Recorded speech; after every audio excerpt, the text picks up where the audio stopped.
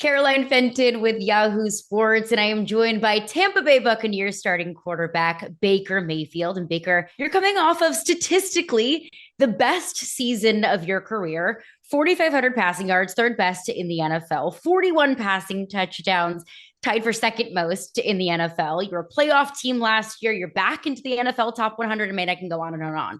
But you've had a career renaissance, right? You were the first overall pick. You were the guy in Cleveland. Then you were a backup. Now you're a franchise quarterback and one of the top quarterbacks in the National Football League. What changed for you? Just being in the right place at the right time. And it's NFL is a tricky business. But ever since I stepped foot in Tampa, it's felt like home and been able to dive in and they've given me all the resources possible to have all the success in the world. So it's a great locker room, great staff, front office, everybody just allows me to be the best version of myself. And really, as a guy that's been through a lot of ups and downs, you really can't ask for much more. It is crazy how much right place, right time can affect the trajectory of anyone, but especially a young quarterback. So I'm fascinated to kind of hear your perspective on the age old debate, sit or start the young quarterback. I mean, look, you have better perspective than any of us do, reflecting on your career and what you experienced and where you are right now. Where do you stand on the sit versus start the rookie quarterback debate? Um, I think a lot of it is so situational based. It's so contingent on the pieces around you, the system, if the individual is ready to go or not. So it's tricky to generalize that question for everybody. But for me, from my experience, I think getting reps, having mistakes, and having things that I can truly learn from is a great way to go about it. You might not have the greatest year, your first one or the second one, but being able to take those lessons and really take those mental snapshots of defensive looks, pressures that you can grow from and learn how you're going to handle it in the future. That's the important part. Whether you sit or play, it's how many mental reps can I get and really put it in the bank to say, okay, this is the answer I'm going to have at the line of scrimmage if I ever see this again. Yeah, I mean, we have plenty of examples on both sides of the aisle. Wherever you are, Yeah. wherever you're in the debate, you can use, anyone to really support your argument.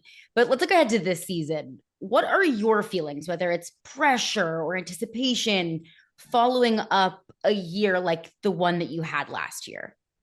Yeah, I mean, statistically, it was a great year, but my focus is on winning the big one. So it's how many games can we win in the regular season, put ourselves in, hopefully a good position to have home field advantage in the playoffs and go from there. But it goes down to execution when in the critical situations, doing the little things right late in the year, and being able to, I mean, for me, rely on the guys that I have around me because I have a great group and I think we have a great team. So do the little things right, continue to lead and try and get guys to elevate their game. And so I expect great things because we have a great roster and I know what we're capable of, but it's got to take it 1 week at a time. You have a new weapon on that roster, Emeka Egbuka. I'm obsessed with him. I have all of the discussion and the hype and the praise that he got last year at Ohio State. I still feel like it wasn't enough. And I know it's early, but what are your early impressions on your new wide receiver? Does he have the ability to be one of the top receivers in the league? He does. He does. Obviously, being a guy drafted in the first round, you have to have physical talent, but that's not what separates him. I mean, he's got all the talent in the world, but upstairs, the mental aspect of it, he is a smart cookie. He knows the offense, and this is not an easy one to learn, but he can plug and play any receiver spot for us right now, which is a great attribute to have. We've been through years that you lose guys in the middle of the season. It's the nature of the game. So him being able to be a guy that's versatile and help us out wherever, it's huge. And he just, the way he handles himself, it also elevates and pushes the younger guys to say, hey, he just got here. He knows his stuff. So there's no reason you shouldn't as well.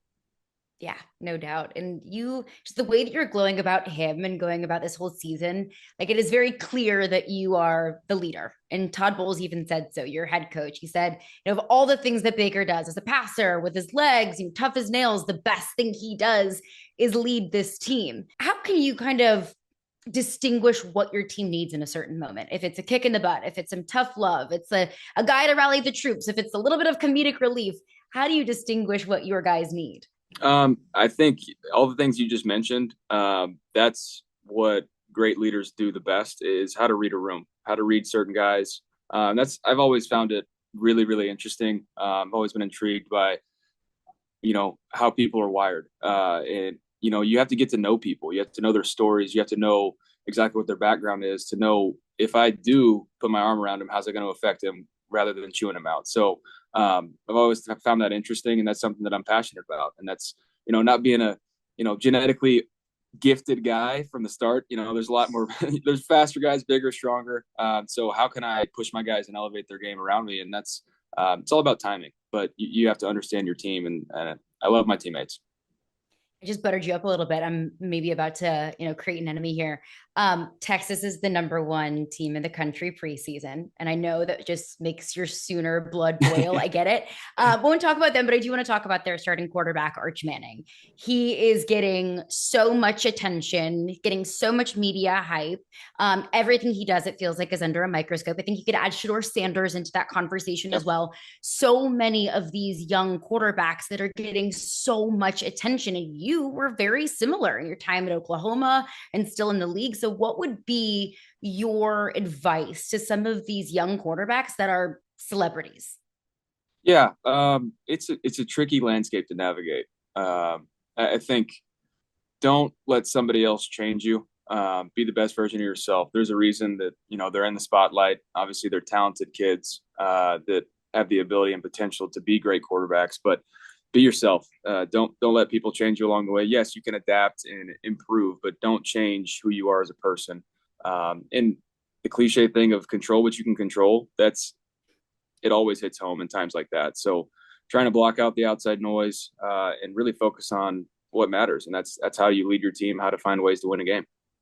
Sometimes coach speak really is the best advice. It's corny, but it hits home. It really does every time it hits. Obviously, #1 goal, winning a Super Bowl, getting to the Super Bowl, winning the big one. What are other goals for you going into the 2025 season? That's the biggest one is how do we get to the finish and how do we accomplish that? And hopefully along the way, get a lot of touchdowns and we'll see. Baker Mayfield, starting quarterback for the Tampa Bay Buccaneers. Baker, thanks so much for your time. Good luck this season. Thank you.